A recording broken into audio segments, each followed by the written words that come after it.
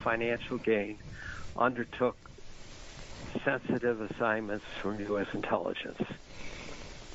Sensitive and questionable, you know.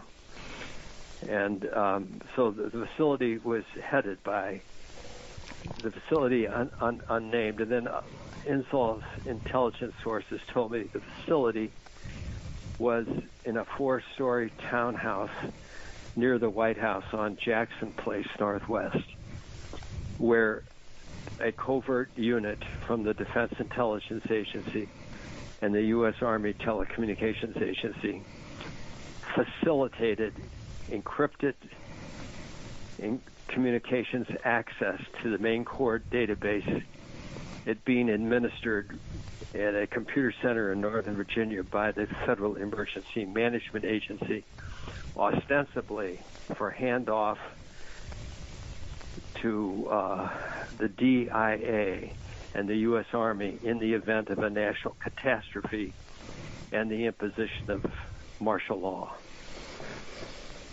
But in the meantime, being accessed by select members of the White House National Security Council through help from DIA, covert unit at that townhouse, DIA and the Army Telecommunications, who are providing encrypted communications so that select members of the National Security Council staff could interrogate the main core database system to get dirt on people they wanted to get for political blackmail.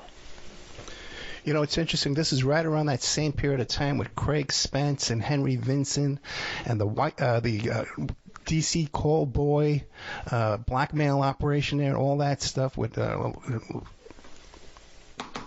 Lawrence King, that whole bunch, you know. Was doing that homosexual call boy blackmail stuff, you know. Yeah. Oh my God. And it's what the whole Jeffrey Epstein stuff is about too. Right. And my view is, and I don't have any firsthand knowledge what I'm about to tell you, but I do understand a lot about U.S. intelligence, and I would regard it as a given that almost every government does this shit. Yeah. You know, and so it would be remarkably naive to assume it's not happening. You know? Yeah, I hear you.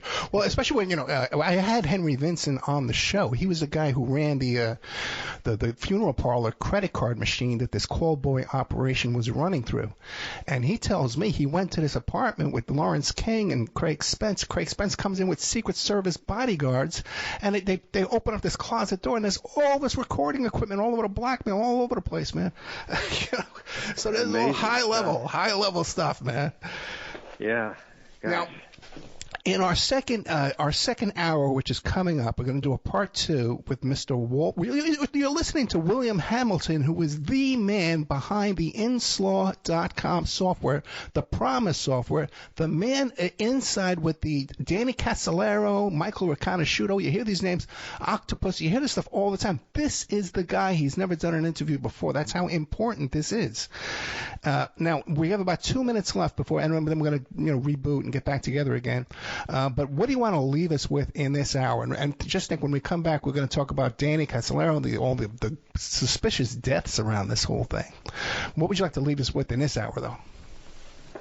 Well, I have never believed Danny Casolaro committed suicide, and thought that it made no sense. And I had sources, Ed. Yeah. Who one day a retired Army Criminal Investigations Division guy approached me when I was about to testify on the Hill and said he wanted to provide some help. And he turned out to be a gutsy character. And he provided information to me from sources in the U.S. Special Forces intelligence. And they do a lot of the dirty work, evidently, for the CIA on this stuff. And including when you need more blackmail stuff and you have to do some physical surveillance, they do it. And the